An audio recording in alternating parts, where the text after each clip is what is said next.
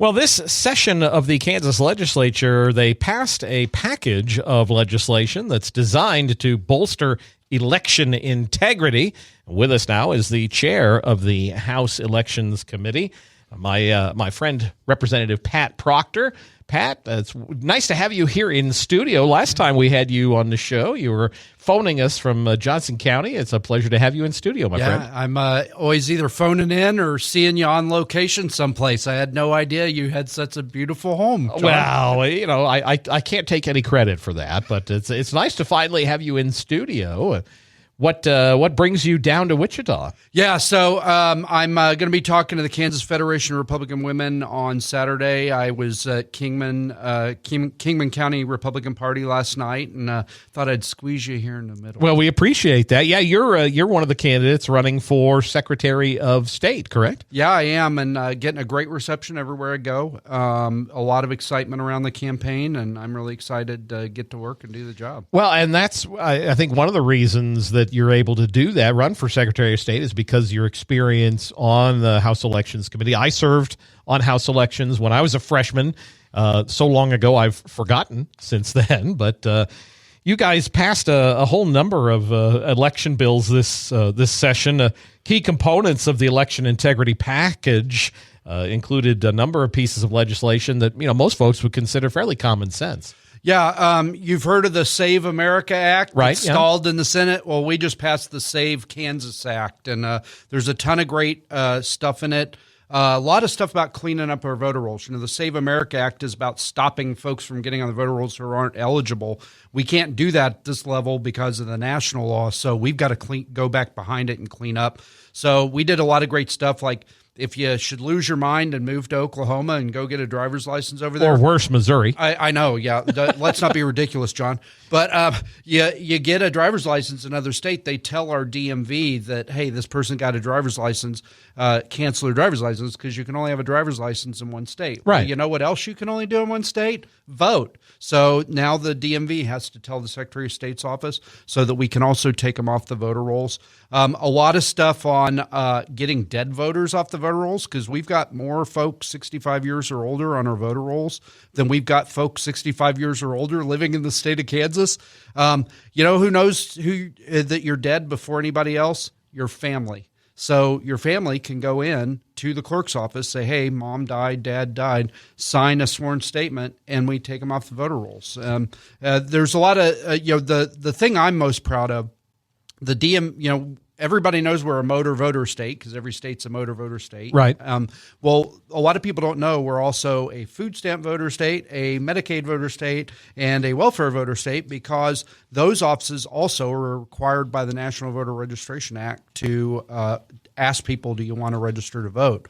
Well, what we found out in the Select Committee on Government Oversight is Democrat Governor Laura Kelly hasn't been asking you if you want to register to vote. She's just been mailing you a voter registration form to the tune of $1 million a year.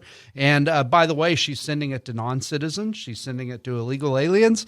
Anybody who shows up at one of those offices to get benefits, she's sending them a voter registration. So in this package, we're requiring those offices to give the Secretary of State a list of non-citizens getting benefits so we can make sure, just 100% sure, they're not ending up on the voter. Well, and this is the common sense stuff that's part of that SAVE Act that just makes sure that, look, don't get me wrong, we want people to vote if they're citizens, and exactly. It should be limited to people who are citizens, and that's why these are 80-90% issues, because you want it to be limited to people who have the right to vote and not limited to, if you don't have a right to vote, you shouldn't be voting. Amen. I've had the best 2 years just watching the Democrats writhe on this.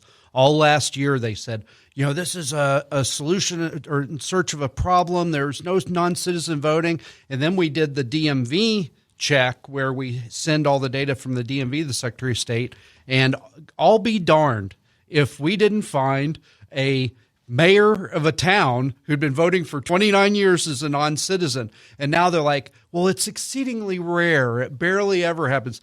how many is too many, John? Right, that is a good point. I mean, yes, I remember that story. Yeah. That was a major story. Exactly. And granted, that is only one, but the question then comes to, you only found the one, doesn't mean that is the only one. It just, that happens to be the one that they happen to find. And how many is too many? Because every invalid voter who votes is canceling out the vote of a valid voter. They're disenfranchising a valid Kansas citizen who has the right to vote by voting and canceling out their vote. And I think that the answer is zero. It's zero is the number that should be voting if they're not eligible. And how exactly, we're talking with Representative Pat Proctor, how exactly will these measures improve transparency and security for voters? You know, and that's really what it's all about.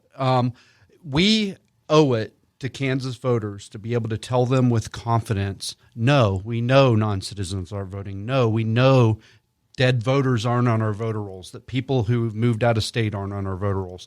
And this is just a package of bills that gives the clerks, the county clerks, the tools that they need to be able to assure the folks in their county that this isn't happening. And these survived the veto process, so they're law. I assume they now go into effect July 1st? Yeah, and you know, I'm thrilled any even year when an election bill gets passed because representatives hate to vote on election bills in election years. But we left a lot of great stuff on the cutting room floor, unfortunately. You know, we had a bill that would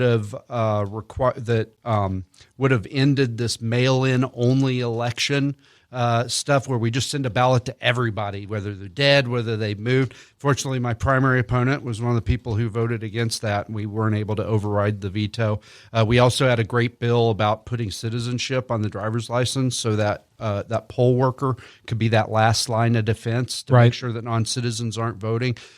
If I have the honor of being the next Secretary of State, all that's on the legislative agenda. We're going to get that done next year. And another thing that, you know, maybe let's look at moving these local elections into even numbered years and get rid of because the voter turnout is so bad in these off-year elections. Major, you know, budgets, city budgets. Look at the city of Wichita, you know, $100 million budget, and they're decided by 12, 18, 20% voter turnout. If they were in the regular years, we'd have much better voter turnout. But again, that's something that with a Democrat governor, you're never going to get that accomplished. And it drives me nuts. You know, as a legislature, we're nibbling around the edges trying to apply accountability to these local governments that are just, you know, have these runaway budgets and these skyrocketing property taxes. The ballot box is where they should be held accountable, and they're not being held accountable because we've got like 15, 13, 10% turnout for these elections.